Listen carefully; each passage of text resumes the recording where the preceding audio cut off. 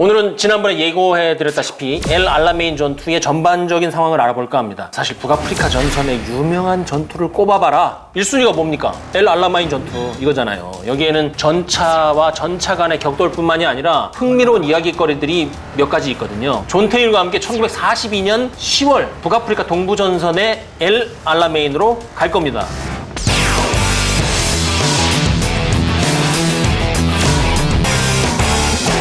독일 아프리카 군단 혹은 아프리카 기갑군의 북아프리카 전역을 뭐라고 표기하냐면 Drive to Nowhere, 기약 없는 전진이라고 하면 되는 거예요. 북아프리카 그 북쪽 해안 말고 어디 갈 데가 없어. 그 밑에는 사막 지형에다가 습지, 아틀라스 산맥, 언덕 구릉 이런 게 많아서 밑으로 갈 수가 없어요. 그래서 어디 갈 데가 없는 전투라는 거죠. 근데 Nowhere가 문제가 아니라 연구하는 입장에서는 No 데이터예요. 데이터가 없어요. 그런데 요걸 찾았네. 요게 뭐냐면 여러분, 엘 알라메인 전투에 관한 독일 제21 기갑사단의 사후검토 보고서예요. 전투가 끝나자마자 독일군 애들이 이 전투가 어떻게 진행됐고 뭘 잘했고 뭘 못했는지를 여기다 다 써놨어요. 근데 또 기분 좋은 게 뭐냐면 독일군이 써놓은 거를 호주군이 주워가지고 영어로 번역까지 해놨어요. 이거 갖고 설명을 한번 해보도록 하겠습니다. 제2차 엘 알라메인 전투의 시작일이 1942년 10월 23일이다. 이날 영국군은 자신이 갖고 있는 전력에 무엇이 더해졌어요? 미군의 무기, 장비가 들어왔죠. 특히 미군이 지금 셔먼 전차 300대를 줬잖아요. 이게 큰 활약을 하죠. 이때 독일 제21 기갑 사단, 이 부대는 이탈리아 제19군단하고 같이 있었는데 처음에 피해가 점점 커지고 있었어요. 왜냐하면 연합군의 산발적인 포격이 이루어지면서 그 피해를 계속 감당을 하고 있는 거죠. 그러다가 20시 30분에 갑자기 포격이 부대 주변으로 집중됐다. 그리고 포격의 중간중간에 굉장히 격렬한 항공 폭격이 시작되었다. 그럼 뭡니까? 이건 공격 준비 사격인 거죠. 공격하겠다는 소리잖아요. 그리고 다음 날로 넘어갑니다. 10월 24일 06시 30분 이탈리아 제10군단의 보고가 들어오는 거죠. 보고하기를 지금 연합군 전차 20대 정도가 돌파해서 들어오고 있다. 어디로? 데이르 엘 무나시브 여기로 오고 있는데 야 이거 보세요. 지뢰지대로 들어오고 있습니다요. 이런 이제 보고를 하는 거죠. 그리고 연합군의 전차 100대 정도가 더 들어오고 있는데 이것도 지뢰지대에 있습니다요. 봉착될 것 같습니다요. 이렇게 이탈리아 10군단이 보고를 하는 거죠. 동시에 엘 알라마인에서도 공격이 시작됩니다. 그러니까 지금 이 상황은 전전선에 걸쳐서 공세를 지금 실시하고 있는 상황이란 말이죠. 10월 24일 이날에 영국군 포병은 특히 포병으로 뭘 하려고 그렇게 쏴댔던 거냐면 지뢰지대를 일단 개척해 보려고 시도를 하고 있었던 것 같아요. 지뢰 뭐 그까이 거 뭐 그냥 뭐 대검으로 쑥쑥 눌러갖고 있으면은 그 옆으로 피해가면 되는 거 아니요? 이럴 수 있겠지만 그렇지 않습니다. 지뢰지대 그거 못 지나가요. 지뢰 하나만 터져도 모든 부대가 멈춥니다. 이해가 가세요? 지뢰 하나 터지면 멈춘다. 부대가 멈춘다. 이럴 땐 사람 불러야 해요. 저 전문가한테 한번 전화를. 이분은 아산정책연구원의 연구위원으로 있는데 공병 출신이고 지뢰 설치 제거를 실제 작전 차원에서 해본 강경일 박사 한번 연결을 해보려고요. 여보세요? 예, 반갑습니다. 예? 안녕하세요. 박사님, 지금 전화를 드린 게 뭐냐면 2차 세계대전 때 지뢰가 갑자기 뭐 갑툭튀 해가지고 전차들이 막 피해 다니고 그러는데 지뢰가 그렇게 무서워요? 예, 지뢰 위력이 대단합니다. 대전차 지뢰 같은 경우는 전차의 궤도 정도는 충분히 끊을 수 있고요. 네. 장갑차나 중장비 등은 그 지뢰가 터진 폭압이 생기는데 아예 전복되거나 반파 이상 된다고 볼 수 있습니다. 근데 우리 이제 일반적으로 생각할 때 그 정도의 위험은 전장에 항상 있으니까 지뢰가 그렇게 뭐 있다고 생각되거나 아니면 그렇게 앞에서 하나 터지면 예. 그거를 피해서 옆으로 가면 된다고 생각을 하잖아요. 지뢰를 통상은 계획지대 이렇게 보면 공명 폭발을 방지하기 위해서 한 6m 정도 뛰어서 대전차 지뢰를 꼬박 설치를 합니다. 그러면 이제 안 밟았다고 하더라도 그 다음 길에서는 지뢰를 밟을 가능성이 크기 때문에 대전차 지뢰가 한 발이 발견됐다. 그러면 장애물지대에 봉착했다 판단을 할 필요가 있습니다. 협곡 사이에서 그러면 뭐 한 발이 터졌다 그러면 한 대충 우리 얘기하기로 몇 바이 몇 정도 설치한 걸로 보면 돼요? 저희는 뭐 교범상으로는 100바이 100으로 해가지고 기본적으로 배우는데 야, 20, 그것도 아니고 100m? 예, 그런 것 때문에 뭐 최근에 이제 현대전에서는 뭐 미클릭이나 이런 그 지뢰 폭로 개척 장비들이 100m 정도의 중심을 극복할 수 있는 요구 능력을 다 충족을 해야지 무기체계를 발전하고 있는 거죠. 지뢰밭에 봉착하면 일단은 궤도가 그렇죠 무력화되고 네네. 전차가 이제 기동이 안 되니까 적의 어떤 직사화기 표적이 되겠죠. 실제 그 지뢰 설치, 구축, 시범 작전을 해봤던 분한테 이렇게 들으니까 더 실감이 나는 것 같고 감사합니다. 예, 고맙습니다. 그리고 이제 11시 40분 지뢰지대가 돌파될 조짐을 보이자 추축군 보병이 이를 저지하기 위해서 1차 투입이 됩니다. 사태가 심상치 않아요. 돌파가 될 것 같아. 그래서 이탈리아 제10군단의 부대 중에 방어진지에 투입되지 않은 집결 보유된 그 예비대가 있을 거 아니에요. 그거를 기동 방어에 투입하려고 준비를 하고 있었다. 여기서 이탈리아 군대가 역습을 해갖고 뭔가 상황을 뒤바꾸는구나라고 생각하면 여러분 경기도 오산이라고 말씀드렸잖아요. 이탈리아 제10군단이 공격 준비가 됐으니까 1시간쯤 있다가 공격 준비 사격을 해달라고 독일군에 요청을 해요. 독일군도 놀라는 거죠. 얘네 뭐야? 웬일이야? 그래 알았어. 공격 준비 사격 해줄 준비할게. 이탈리아군 화이팅! 이렇게 했는데 조금 있다가 이탈리아군이 이제 연락이 와요. 저희 아직 공격 출발 지점에 도착을 못했습니다. 이렇게 얘기를 한 거죠. 이렇게 되니까 이제 추축군 지휘부는 이거 역습을 할 수 있는 기회가 날아갔다. 이렇게 판단하는 거죠. 그리고 이제 이탈리아군에게는 이렇게 얘기를 했겠죠. 야, 됐어. 야, 공격하지 마.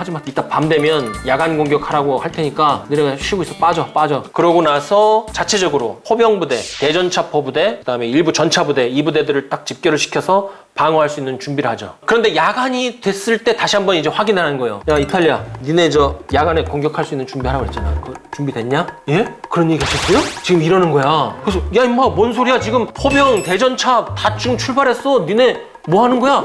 죄송합니다. 까먹었습니다. 정말 이렇게 여기 써있어요. 그렇게. 그래서 다른 데 얘기를 하는 거예요. 야, 지금 이탈리아군 지금 준비 안 됐대. 니네 포병, 대전차 다 멈춰. 그래서 다 빠지라고 그래요. 근데 이탈리아 사단 중에 하나가 전화가 와요. 저희 지금 공격 출발 지점에 도착했습니다요.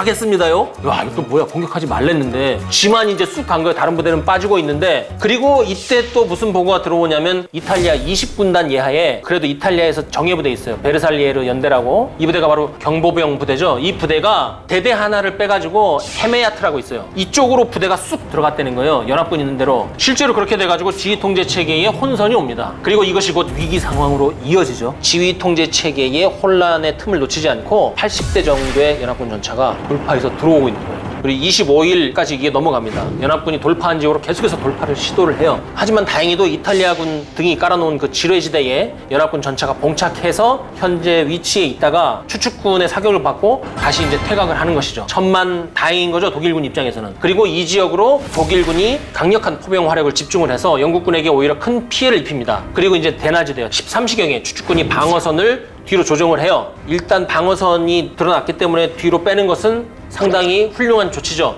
그런데 팽팽한 공방전에서 가장 취약한 시기 중에 하나는 부대가 철수하는 시점이에요. 이 시점을 놓치지 않고 연합군이 공군 폭격을 합니다. 그래서 추축군이 뒤로 철수는 하지만 또 큰 피해를 입고 방어선을 제대로 형성할 수 있는 호기를 놓쳐요. 그리고 이제 날짜가 10월 26일로 넘어갑니다. 지금 포병하고 그 공군하고 잘 써가지고 연합군이 지금 손맛을 봤잖아요. 그래서 계속 포격하고 공중 폭격을 합니다. 그리고 이제 낮이 되었을 때 14시 20분쯤에 추축군이 역포격을 하죠. 특히 이제 영국군 포병 진지 위치를 알아내서 그걸로 정확히 포격을 해서 큰 피해를 입혀요. 15시 10분에 이 기회를 이용하겠다 싶어가지고 북아프리카 군단의 일부를 특공대로 조직을 해가지고 야, 북쪽으로 쭉 치고 나가고 지시를 합니다. 근데 이게 어떻게 됐냐면 자기들이 만드는 지뢰지대에 자기들이 봉착돼가지고 거기에 그대로 서버립니다. 자기들 전차 30대가 반판해지는 그 무력화가 돼요. 이게 완전히 촌극이죠. 이게 굉장히 독일군의 사기를 꺾었을 것 같아요. 21시에 명령이 내려옵니다. 급습해라. 그런데 이 명령이 준비 명령도 없이 급하게 내려와요. 그러니까 어떻게 해석할 수 있냐면 아프리카 군단하고 그 위에 사령부도 이제 공황 상태에 온 거예요. 정상적인 지휘 통제 체계가 작동을 하지 않는 거죠. 근데 불행인지 다행인지 이 공격을 누굴 시켰냐면 이탈리아군 공격하라고 시켰거든요.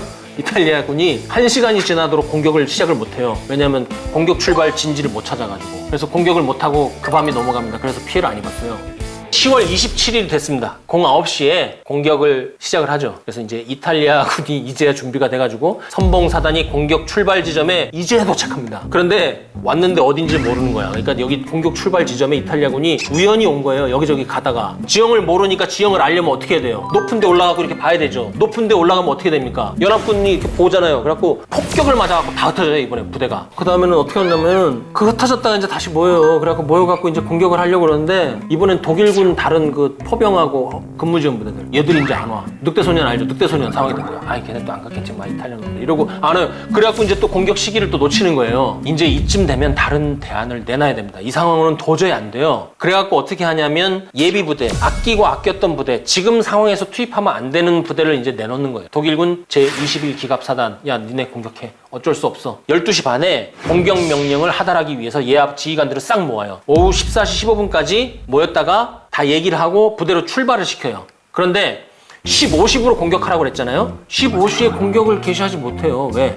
14시 15분에 여기 모였던 주요 지휘관들이 자신의 부대로 돌아갈 거 아니에요. 명령서 받아가지고. 그러면 14시 45분에 자기 부대에 도착했다고 생각을 합시다. 그럼 미리 명령을 해놨겠죠. 너 저 소대장 중대장들 모여. 그러면 이제 벌써 아무리 빨라도 14시 45분이야. 야 이거 하고 야 너 밥 먹었니? 그래 너희들이 고생이 많다. 그럼 15시야. 15시 공격 못 하잖아요. 그래서 교범에 이렇게 돼 있는 거예요. 전체 가용 시간을 미리 판단을 해서 가용한 시간의 3분의 1을 예하 부대에 하달을 해야 된다. 3분의 1만 써라. 상급 부대에서는. 그렇게 하면 작전이 진행이 안 됩니다. 근데 또 문제가 뭐냐면 명령 불복종을 할 수는 없잖아요. 급한 대로 15시에 독일군 제5기갑 연대를 공격해. 야 우리 나중에 저 재판을 해부된다. 이렇게 해서 또 공격을 시키는 거야. 지금 엉망이야. 독일군이 지금 엉망이야. 이 정도로. 그런데 제5기갑 연대가 밀어붙이는 듯 했지만 그 공격이 멈춥니다. 연합군 대전차포가 거기에 배치가 돼 있던 거예요. 그래서 그 옆구리에 연합군의 대전차포를 맞아가지고 제5기갑 연대의 피해가 굉장히 커지는 거죠. 그래서 제5기갑 연대가 방어태세로 전환을 해요. 지금 이런 상황이니까 일단 부대가 전멸되면 안 되니까 16시에 예비대를 일단 급하게 투입합니다. 그래서 뭐라고 얘기를 하냐면 서쪽으로 초월 공격을 해라. 이때 그 앞에 나가서 관찰을 할 수 있는 위치에 있던 독일 제15기갑사단이 있어요. 이 부대는 남해 부대예요. 얘들이 보고를 해요. 오죽하면 야 니네 엉뚱한 위치로 공격하고 있어. 그러니까 예비대를 투입해서 5기갑 연대를 구하라고 초월 공격을 실시하라고 그랬는데 이 부대가 엉뚱한 데로 가고 있는 거예요. 이게 빌빌빌빌빌. 아주 쪽팔린 일이죠. 공격을 취소시킵니다. 더 정말 어이없는 건 뭐냐면 그런 와중에 아직 공격선에 도달하지 못한 부대가 상당수였답니다. 10월 28일로 넘어갑니다. 야간이에요. 지금 어떤 상황이냐면 제5기갑연대 아까 잘못된 대로 들어가가지고 연합군한테 두들겨 맞고 그 자리에 멈췄던 제5기갑연대가 지금 방어를 하고 있어요. 그리고 제5기갑연대를 지원하기 위해서 갔던 부대 중에 하나가 갑자기 연락이 끊겨요. 이 부대가 어떤 부대냐면 제104기갑척탄연대라고 그냥 쉽게 잘 싸우는 부대라고 생각하시면 될 것 같아요. 그냥 연대 전체가 특공대야. 몇 시간 있다 연락이 오는데 뭐라고 그러냐면 이 연대장이 지금 무전기를 다 잃어버려갖고 여기 와서 지금 보고하는 겁니다. 그러니까 상급부대에서 뭔 소리냐? 그러니까 지금 사단 지휘소급 빌려서 지금 하고 있는 겁니까? 너 사단 지휘소에 너가 왜 가 있어? 엉뚱한 사단 책임자에게 가갖고 전화 좀 잠깐 쓰겠습니다. 이러고 지금 전화하고 있는데 엉망진창이야 그냥 지금. 부대도 놓치고 막 통신병도 없고 그냥 남의 부대 가갖고 전화 좀 빌려주세요. 지금 이런 상황입니다. 근데 또 이게 뭐냐면 이 5기갑 연대가 계속 거기 잘못된 데 들어가갖고 버텨요 또. 그래갖고 연합군 부대가 역습하러 가갖고 철수돼. 질려갖고. 이게 진짜 정말 생각했던 대로 되는 게 하나도 없습니다. 전장에서는.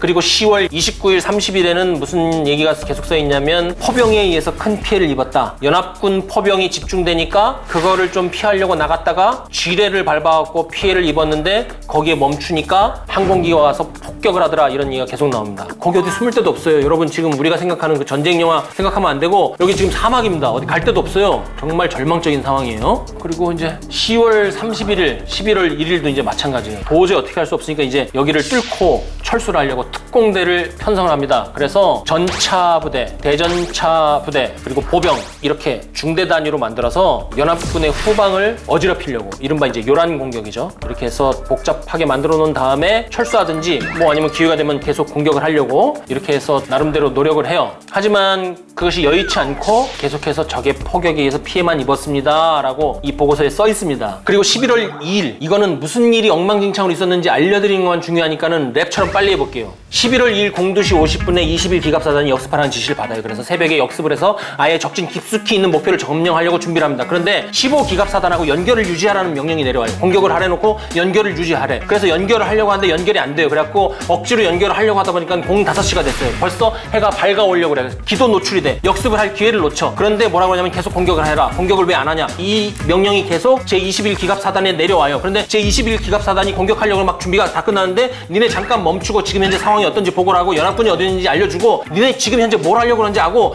니네 위치가 뭐냐 너의 임무가 뭐냐 니한테 내가 아까 뭐라고 얘기했어 다시 얘기해봐 이 얘기를 해요. 이게 엘 알라메인 전투의 결정적인 순간입니다. 제가 이 얘기를 하려고 이 시점을 뽑으려고 여기까지 얘기를 한 거예요. 엘 알라메인의 승패가 갈린 지점이 제21기갑사단이 가려고 하는데 상급부대에서 야 하지마 가봐 멈춰봐 어디야 보고해 이 시점이라는 거예요. 여기서 승패가 갈렸을 것이다. 전시의 상급부대 역할은 물량 지원해 주는 겁니다.